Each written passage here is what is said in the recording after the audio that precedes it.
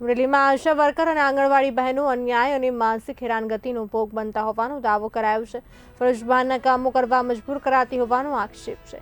અમરેલી શહેરમાં રાત દિવસ જોયા વગર આરોગ્ય અને બાળ કલ્યાણ ક્ષેત્રે પાયાની સેવા આપતી આશા વર્કર અને આંગણવાડી બહેનો વહીવટ તંત્રના અન્યાય વલણ અને માનસિક હેરાનગતિનો સામનો કરી રહી છે। પોતાના હકો અને સન્માન માટે બહેનોમાં ભારે રોષ જોવા મળી રહ્યો છે।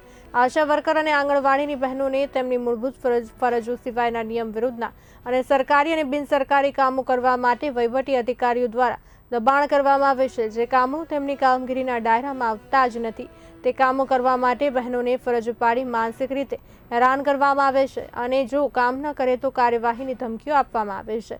બહેનોને નિયમોનો હવાલો આપી વધારાનું કામ કરવાની ના પાડે તો તેમને ફરજ મુક્ત કરવાની ધમકીઓ આપવામાં આવે છે। બેન, આપનું નામ શું છે? મારું નામ જુલીબેન દુધાત છે। અમે અહીંયા અત્યારે ઉપસ્થિત થયા છીએ પ્રાંત ઓફિસમાં। ગઈકાલે અમે કલેક્ટર કચેરીએ ગયા હતા। છેલ્લા 7 દિવસ પહેલાં અચાનક જ અમને કહેવામાં આવ્યું કે તમારી ટ્રેનિંગ સ્ટાર્ટ થાય છે। હાલ અમારું વેકેશન છે, છતાં પણ અમને કામગીરી સોંપવામાં આવી છે વસ્તી ગણતરીની।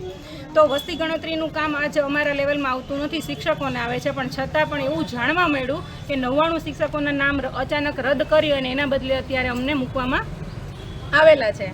આ કામ અમારે નથી કરવું, એનો બહિષ્કાર અમે કરીએ છીએ। એટલે અમે કલેક્ટર કચેરીએ ગયા, ત્યાં અમને સંતોષકારક જવાબ ન મળતા અમને